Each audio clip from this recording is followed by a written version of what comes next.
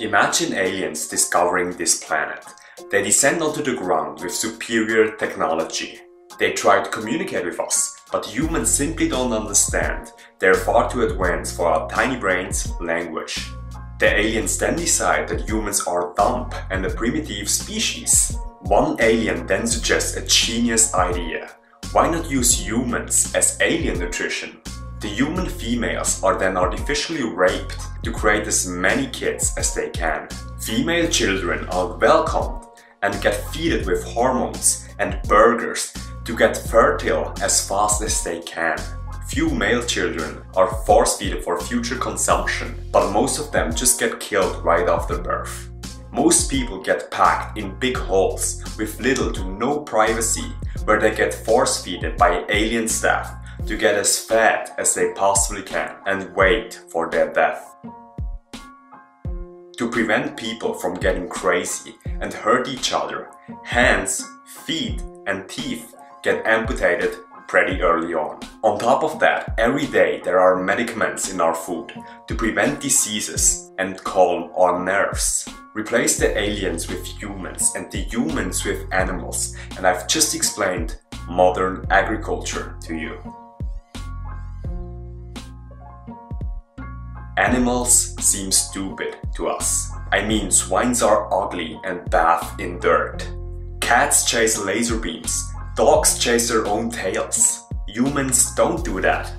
But what few people realize is that in the face of evolution, humans are no more effective than these creatures, as they are still around to this day.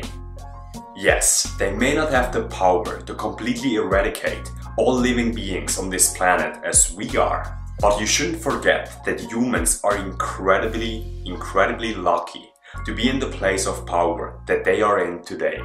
The fact that at one point in history, a human decided to walk on two legs, which made it possible to work with our hands, is really astonishing. Or our opposable thumbs, which made it possible to create tools. Or our communication, which made it possible to create and share ideas, as I do right now. If just one of these steps in any point of history weren't there, we wouldn't be where we are today.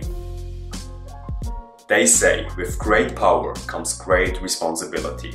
We humans are able to conduct research that shows that all animals that are able to move are generally able to experience pain and suffering, as avoiding pain is the primary reason for movement.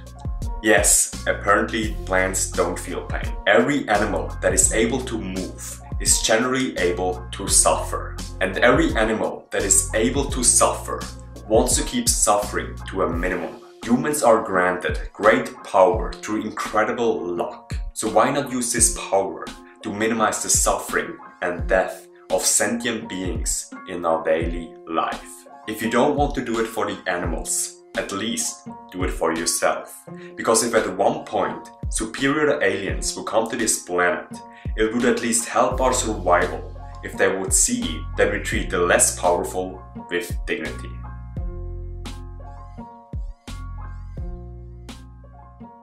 You're running the most dangerous experiment in history right now, which is to see how much carbon dioxide the atmosphere can handle before there's an environmental catastrophe. This is a quote by Elon Musk. Elon is probably one of the smartest people on this planet. But what does he mean by that? Let me tell you. The safe amount of CO2 in our atmosphere is considered to be 350 ppm. And we passed 400 ppm this March. No one knows the long-term chronic effects of this exposure. CO2 is a waste product. Breathing in more CO2 is like drinking 1 glass of urine every single day. Bear Grylls approved. It could be harmless, but it could also be life-threatening. But this isn't even the worst problem about CO2. CO2 influences our climate, which makes storms, floods, heat waves and droughts way more likely. Not cool. The bottom line is that climate change is real and it's threatening every living being on this planet. You think CO2 is bad? Let's talk about methane. cows and few other animals release methane. If CO2 is a lighter, methane is a flamethrower. Methane is a greenhouse gas that traps up to 100 times more heat than CO2, which makes livestock with 51% the biggest contributor to human-made climate change. This morning you felt like a hero and thought about making a positive impact. You took a shower, but only a short and cold one, to save some water and maybe some money. You felt great and thought you needed a treat. You went to McDonald's and ate a hamburger. But wait, what if I told you that the beef in the hamburger needed over 3000 liters of water to be made? This is enough to let you shower for 2 months. And could be provided for people in need. Africa. Eating animals is not energy efficient. I mean, think about it. You're creating food by using food. You invest time and effort in growing plants, which then get eaten by animals. Animals which you have to invest time and effort into, and then the animals get eaten by humans. Because livestock takes so much resources. Livestock is responsible for 91% of the Amazon's rainforest deforestation. Most of that percentage is used for animal food, mostly soy. Why eat animals in the first place? Why not eat fewer animals and feed some people with that soy? Ever heard about Africa? I mean, eating animals is like building a car, using all your effort, and then suddenly destroying the car and using all its remnants for gas of a different car. A different car, not even a better car. In fact, the previous one was better. And for those that worry about protein, you get 15 times more protein by growing plants on a portion of land instead of animals. Raising animals is shit. No, I'm serious.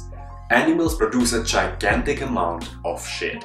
In the US alone, that's 72,500 kilograms of shit per second. In 1 year, that's enough to fill San Francisco, New York, Paris, Berlin, New Delhi, Hong Kong, London, Rio de Janeiro, Delaware, Bali, Costa Rica, and Denmark together. This gigantic waste usually gets stuffed into lagoons, which are prone to leaks. The waste sometimes ends up in the river or the sea, killing millions of fish and worsen our water and food supply. Going back to the car analogy, this means you've not only sacrificed your old, good car for a different car. No, not even that. The new car is shit and brings all kinds of disadvantages with it. Few people talk about animals as the main contributor to climate change. If you go on the homepage of Greenpeace, there's little to no stuff written about it. Reason being is that telling people that they should cut down on animal products is often taken personal, so sorry for that. And taking it personal can minimize the donation money. After all, environmental organizations need to pay their bills too. As a vegan, you only produce half of the CO2, 1/11 of fossil fuels, 1/13 of water, and 1/18 of land as meat eaters. The best time to plant a tree was 10 years ago. The second best time is now. This is a Chucky Beat production. We learn from history that we do not learn from history. The average American smoked about 10 cigarettes a day in 1950. Smoking was normal. Santa Claus, kids, dogs, and even your doctor recommended you to smoke. People actually thought smoking was healthy. A vacation for your throat. It's crazy talking about this in 2017. I mean, today there are terrible pictures printed on cigarette packs. But it took over 25 years and 7,000 studies until the first general report came out, and the science was considered clear. mainly due to the immense amount the cigarette industry spent on marketing their products and the obstacles it put the medical community in the way. Today, the meat, dairy and eggs industry are doing the same. I remember when a good friend of mine started smoking 5 years ago. I was completely pissed off at him. I told him that it is completely unhealthy and that he shouldn't expect a long life. At the same time, I was eating a shit ton of chicken every single day. Little did I know that I was actually at the same, if not even a higher risk of death than he was. According to the Global Burden of Disease study, which is the biggest study on disease and death in general, the #1 leading risk factor of disability and death were, according to this big study, dietary risks, followed by smoking. Dietary risks, killing hundreds of thousands more than smoking, which means you will find death as much in your fridge as you will find in your cigarette pack. When I was working in an old age home about 2 years ago, there was this really lovely old woman. I've had the pleasure to spend time with her and entertain her while I was working there.